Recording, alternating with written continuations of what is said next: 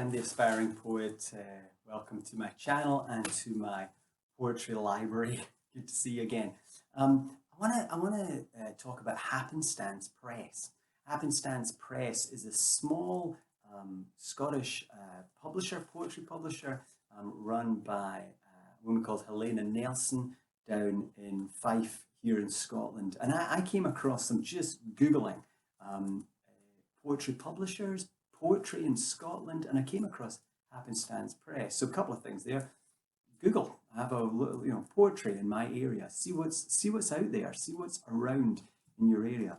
And what is so good about finding something like Happenstance Press, and I think there might be other ones out there, is that what they do is they first of all they just publish small poetry pamphlets. I've got a bunch of them here. This lot here.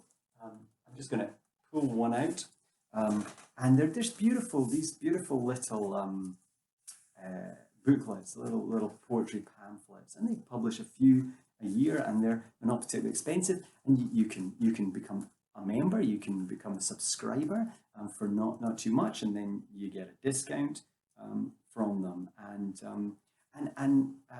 one of the great things I've found about being involved or being a subscriber to something like this, and just getting something through the post every now and again, and getting these little booklets, is there's a sense of belonging to something, a sense of being part of a community. Helena blogs about poetry, and they do little subscribers competitions and just little stuff like that. And you send away and you get these beautiful books. I just pulled this one out randomly, and I'm just going to open it randomly, and I'm going to read a poem from it. If that's all right. Is that copyright all right? Yeah, I'm sure it is. Of course it is, isn't it? To read a bit of poetry. Anyway, I'm sure they'll be pleased for it. This little book was by a woman called Annie Fisher. She's a storyteller with a background in primary education. Her debut poetry pamphlet, that's what this is, draws on memories of a Catholic upbringing, as well as work with children and teachers in schools. She knows about loss of faith and loss of face. She knows from the inside how confidence gets lost and reasserted. She has an eye for mischief, an ear for rhythm and form, delicious deft of touch, and incorrigible joy in the process of creation. So now I just pulled this out randomly, and I'm going to read one of her poems randomly. Let's hope that it's a good one and it gets you interested in the sort of thing they do. This is called On All Souls Night. I've not even practiced it. On All Souls Night.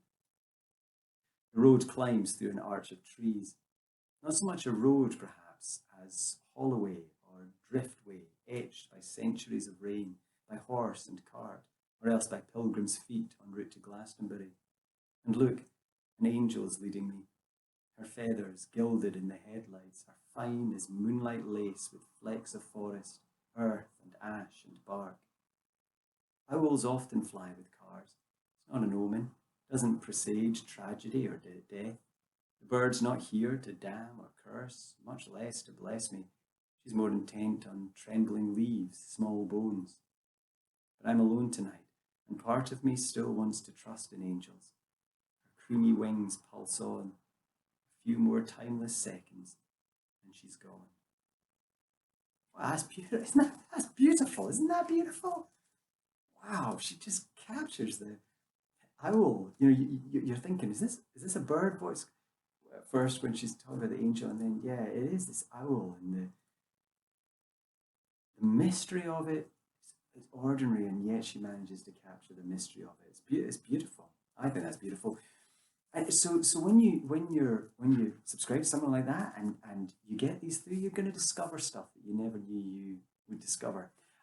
I'm going to talk a little bit more about Happenstance Press in another one, because there's something else that they do down there which I found incredibly helpful. But for now, hey, it doesn't have to be Happenstance Press. Google, look for small publishers, and connect with them. And get that sense of community, that sense of involvement, and discover poetry that you won't discover otherwise.